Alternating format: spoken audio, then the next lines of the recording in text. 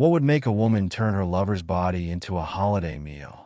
A marriage born of greed, a love built on lies, and a crime so horrific it shocked the world. What kind of person could take someone she vowed to love and dismember him? What could possibly drive a woman to turn her husband's remains into something that could only be described as a grotesque holiday feast? This is the chilling true story of a woman who married for wealth and then betrayed not only her husband, but every moral compass that should have guided her. Nadia El-Sayed, a beautiful woman from Egypt, had dreams of a better life, a life that would be funded by a man who seemed to have it all.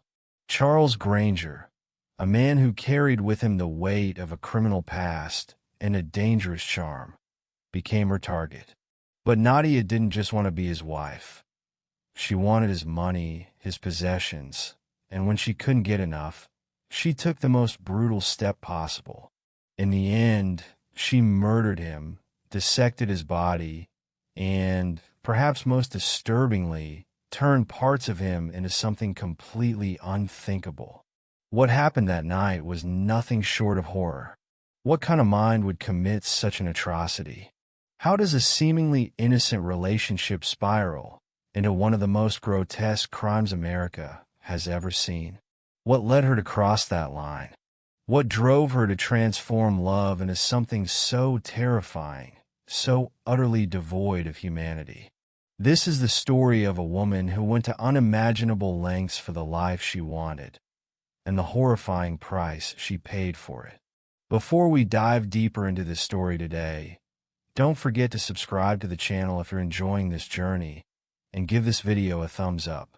Your support keeps us going and allows us to share these gripping stories.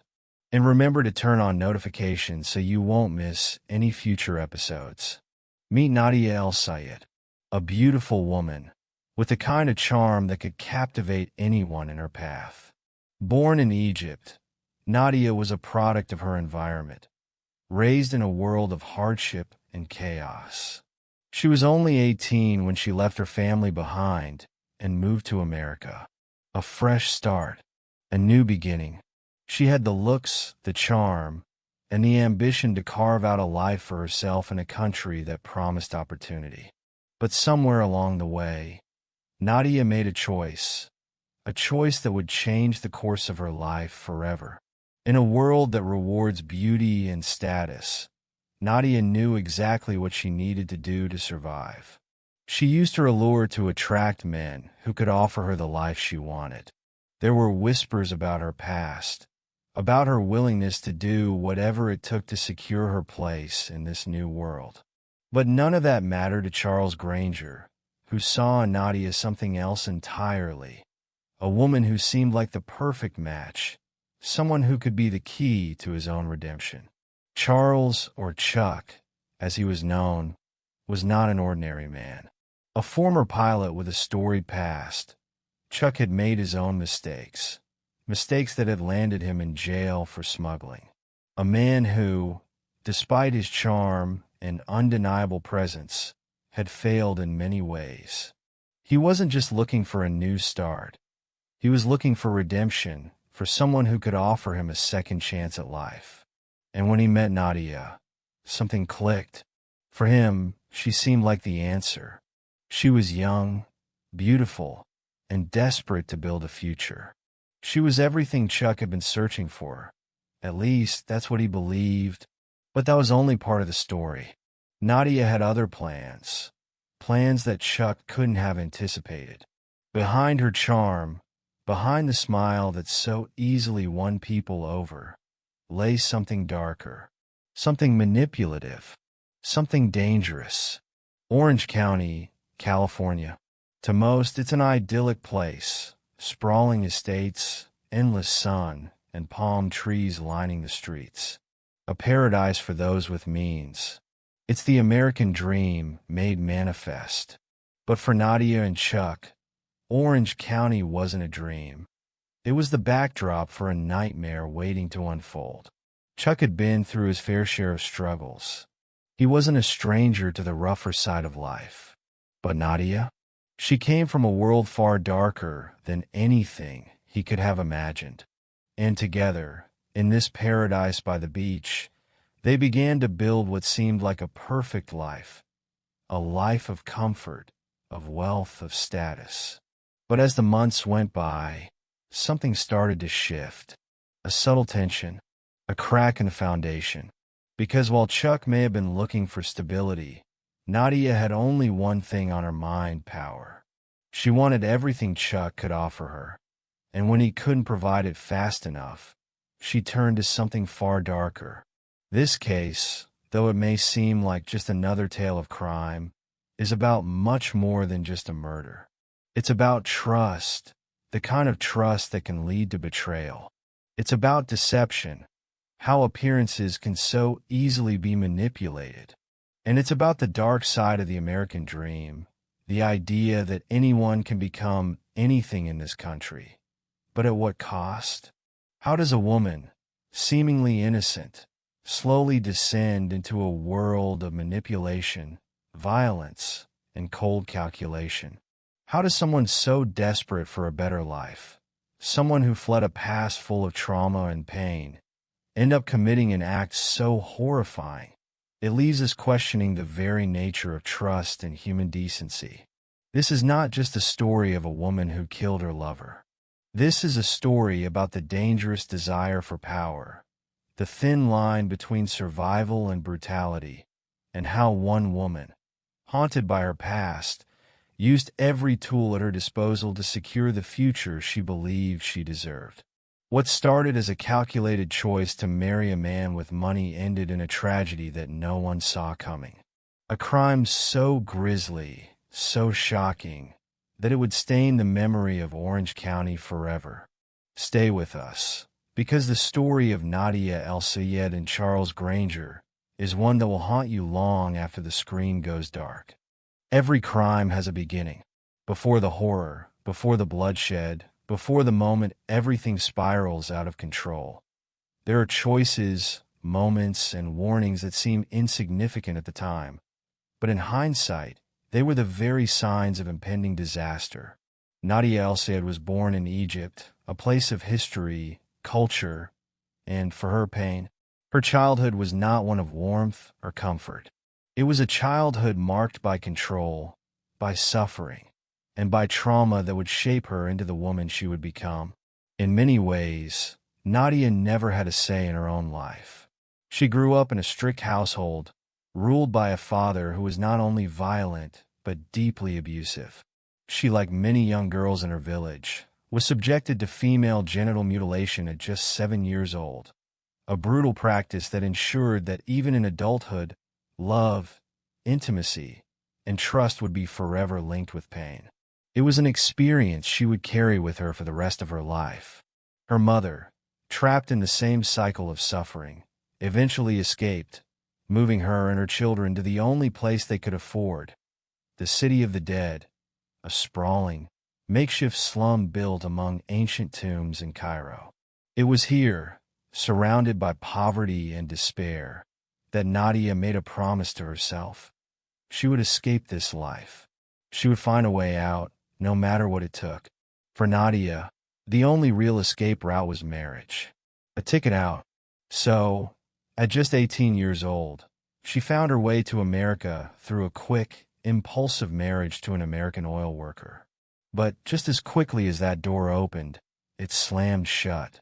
The marriage ended, and Nadia found herself alone in a foreign country, with little money, few connections, and only a shaky grasp of the English language. For most, this would have been the end of the dream, a reason to go back. But Nadia?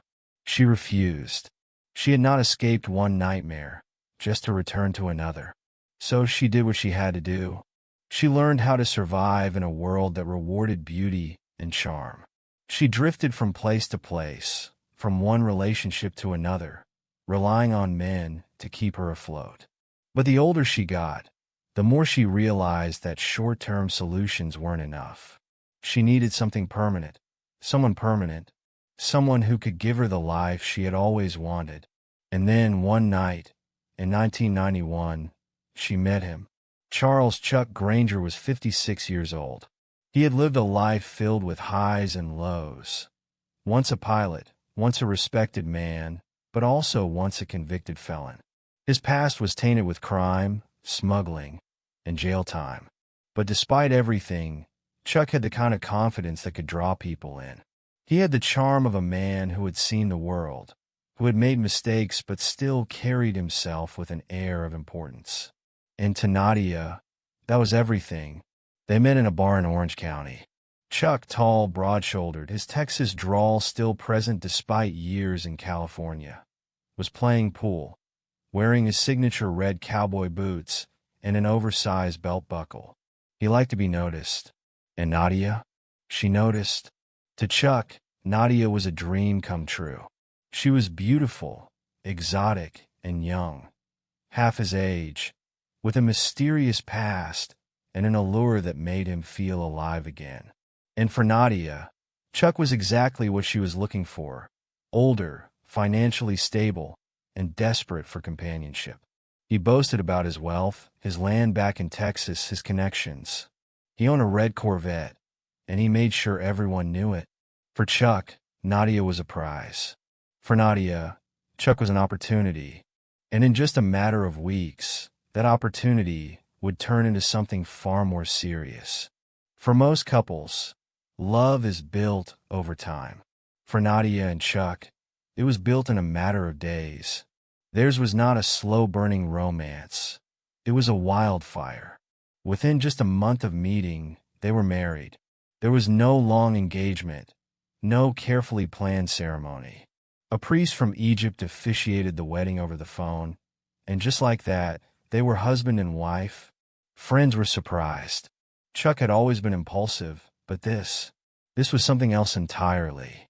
He barely knew her, and yet he spoke about her like she was the answer to everything, the final piece to his life. They took a honeymoon road trip to Texas and Arkansas, a chance for Chuck to introduce his new bride to his estranged family. But something was off. His daughter, Heather, noticed it immediately. Something about Nadia wasn't quite right. She was distant, uninterested in building connections. And when she fell off a horse during their trip, a hard fall that left her bruised and shaken, she refused to go to a hospital, choosing instead to down vodka and aspirin, brushing off everyone's concerns. Heather would later say, "That girl is a tough cookie." But what she didn't realize was that beneath Nadia's toughness was something far more dangerous. A coldness, a calculation, a growing impatience with the man she had just married. Because for all of Chuck's boasting about his wealth, there was a problem. Nadia wasn't seeing any of it. In the beginning, everything seemed fine. Chuck called his daughter to tell her how happy he was, how great things were with his new wife. He spoke about their future, about the plans they had together. But behind closed doors, things were not as perfect as they seemed. Chuck wasn't as rich as he claimed to be. Yes, he had money, but not the endless fortune Nadia had expected. He had debt, responsibilities, and he wasn't giving her the luxurious lifestyle she had envisioned. And Nadia? She was getting restless. She hadn't married him to struggle. She had married him to escape. And if Chuck couldn't provide, then what was he worth to her? She had done this before, used men, taken their money. But this time it wasn't so simple. This time there was a marriage involved. This time there were legal ties. And so, slowly, her thoughts began to change. If she couldn't leave with his money, maybe there was another way. The warning signs were there. A neighbor reported hearing strange arguments. Chuck's booming voice followed by Nadia's sharp, cutting responses. But no one could have predicted what was coming. No one could have imagined just how far she was willing to go to get what she wanted. As Thanksgiving approached, Chuck had no idea that he was about to celebrate his last holiday. That the woman he had so quickly fallen for, the woman he had married after just a few weeks, was already planning his final moments. A crime so gruesome, so unthinkable, that when police finally uncovered the truth, even they struggled to process what they had just walked into. What happened next would turn Thanksgiving into a horror story. What Nadia did in the days that followed would shake an entire community and leave behind a crime scene unlike anything investigators had ever seen before. Because this wasn't just murder. This was something else entirely. Stay with us. Because the night of November 29th, 1991, would become one of the most grotesque chapters in Orange County's history. While you're enjoying this gripping story, don't forget to subscribe to the channel and give this video a thumbs up. There is a moment, right before everything falls apart, where time seems to slow. A moment where the world holds its breath, unaware of the horror that is about to unfold. That moment was the evening of November 29th, 1991. The night before Orange County would wake up to a crime so gruesome, so unthinkable, that even the most seasoned detectives would struggle to comprehend it. It had been weeks since Nadia El-Sayed had begun to feel the weight of her growing frustration. She had played the part of the devoted wife, but the fantasy was crumbling. The money wasn't flowing the way she had imagined. Chuck had promised her a life of wealth and luxury, but now reality was setting in. The expensive gifts weren't coming. The financial security she had counted on was slipping away. And for Nadia, that was unacceptable. Chuck, on the other hand, was oblivious. He believed things were fine. After all, they had just celebrated their first Thanksgiving together. He had invited his daughter to join them for the holiday, but she declined. Maybe if she had been there, things would have been different. Maybe Chuck wouldn't have spent his last hours with a woman who had already decided that his time was up. Nadia wasn't just angry. She wasn't just disappointed. She was calculating. The time had come for the next phase of her plan. Chuck had served his purpose. But now, he was nothing more than an obstacle standing between her and the life she believed she deserved. What happened next would leave behind a scene so horrifying that it would forever change the way people looked at Thanksgiving dinner. It started like any other evening. Chuck and Nadia sat down for dinner. Maybe there was laughter. Maybe there were quiet moments where Chuck felt like he had finally found happiness. But if he did, it wouldn't last long. Sometime after dinner, the argument began. Maybe it started over money. Maybe it was about control. But whatever words were exchanged, they led to something far worse. The walls of their apartment were thin, and neighbors would later report hearing Chuck's booming voice, followed by Nadia's sharp, biting responses. The fight escalated. Voices turned to screams. And then the crash. A loud, unmistakable crash rang through the apartment. One neighbor would later recall hearing something heavy hit the floor. And then silence. That silence should have been the end of it. A moment for everything to cool down. A chance for Chuck to walk away. But Nadia had no intention of letting him walk away. This was the moment she had been waiting for. No one will ever know the exact moment Chuck Granger realized he was going to die. Did he fight back? Did he plead? Or was it over before he even understood what was happening? What we do know is that the attack was brutal. It was vicious. And it was personal. At some point during the struggle, Nadia overpowered him. Perhaps she caught him off guard. Perhaps she lured him into a trap, convincing him that the fight was over before striking again. What we do know is that by the time the fight ended, Chuck was no longer breathing, but Nadia didn't stop there. Killing him wasn't enough. This wasn't just about getting rid of Chuck. This was about control, about making sure he was erased completely. She retrieved a knife. Maybe she hesitated for a moment. Maybe she didn't. But then, she made the first cut. And once she started, she didn't stop. Investigators would later describe the scene as one of the most disturbing they had ever encountered. Chuck's body had been dismembered with a level of precision that raised unsettling questions. Had she done something like this before? Had she planned every step, down to the very last cut? But what she did next was something that even the most hardened detectives had never seen before. She didn't just cut him apart. She cooked him. Yes, you heard that right. Nadia took parts of Chuck's body and prepared them as if they were food. His hands placed in a frying pan, his ribs seasoned and roasted, his body parts mixed with the very same Thanksgiving leftovers they had eaten the night before. She had turned her husband's remains into a grotesque feast, a meal meant for no one but herself. And as the night stretched on, as the reality of what she had done began to sink in, Nadia had one more problem to solve. What to do with what was left of him. Nadia had a plan. She always had a plan. But this time, she needed help. The next day, she drove Chuck's beloved red Corvette to the home of a former boyfriend, Miguel Ramirez. Her face was streaked with tears, her hands bandaged from supposed injuries. She spun a tale of abuse, of self-defense. She told him she had been held captive, that Chuck had hurt her, and that she had no choice but to fight back. She said she needed help disposing of the body, and she was willing to pay $75,000, 2 motorcycles. That was the price she offered for Miguel's silence. But Miguel didn't take the bait. Instead, as soon as she left, he called the police. When officers arrived at the apartment, they weren't sure what to expect. But nothing could have prepared them for what they found. Trash bags filled with human remains, bloodstains soaking through the mattress, a freezer packed with carefully wrapped body parts, tucked between bags of frozen vegetables.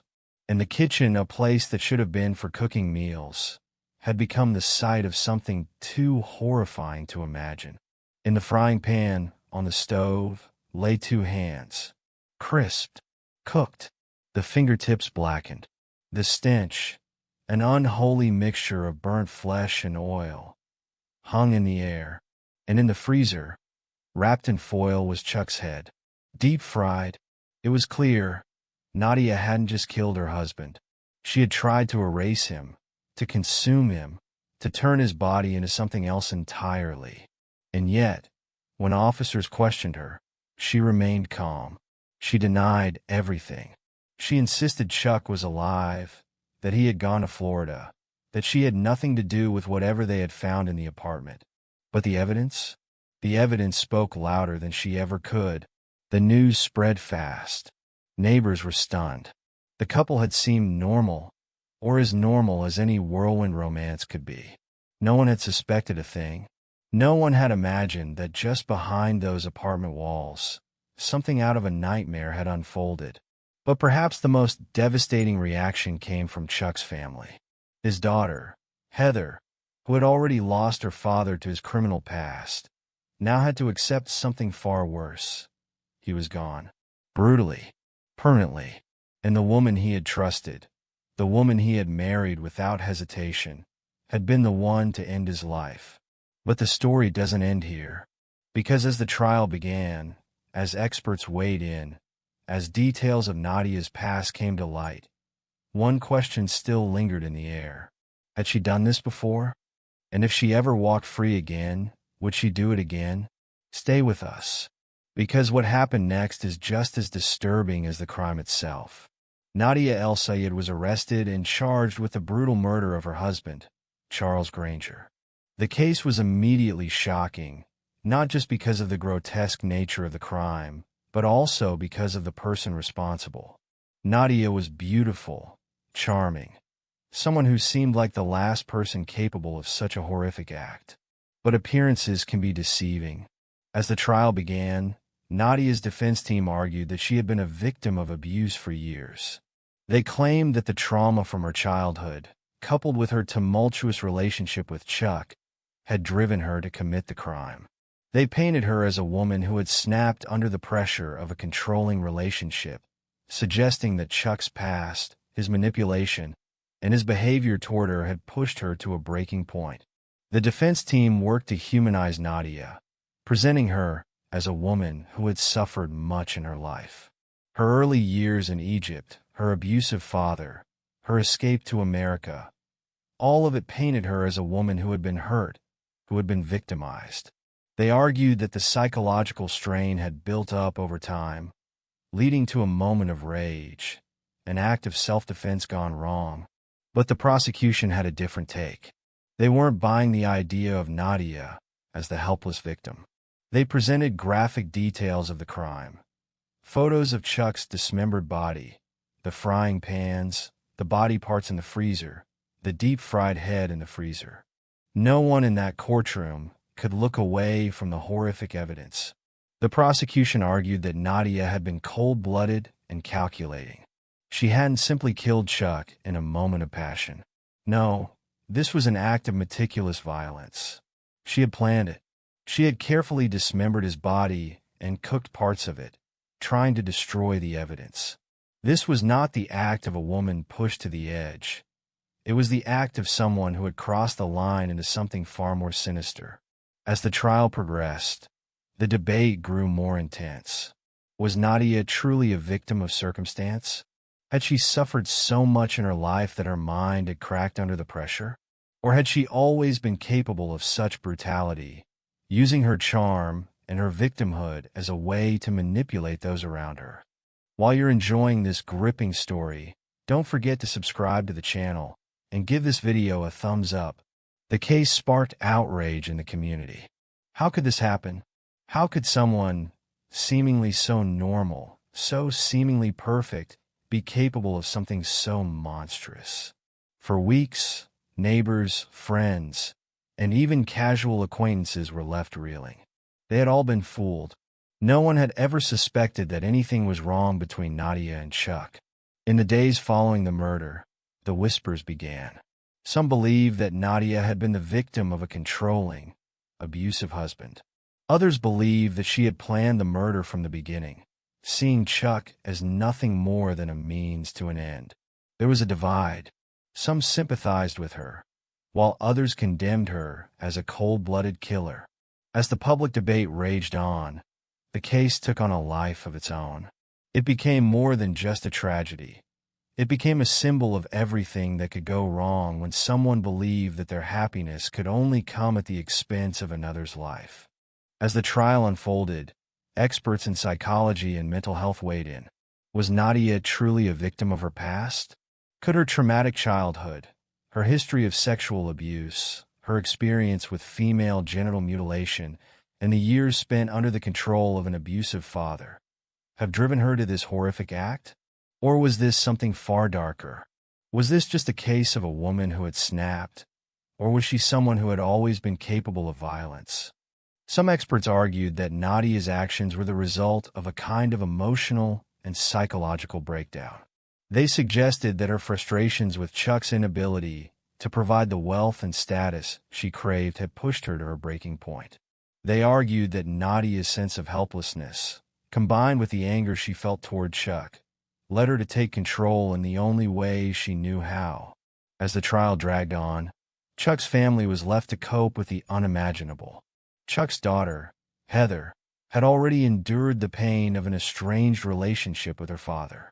She had long ago come to terms with his criminal past and the emotional distance between them.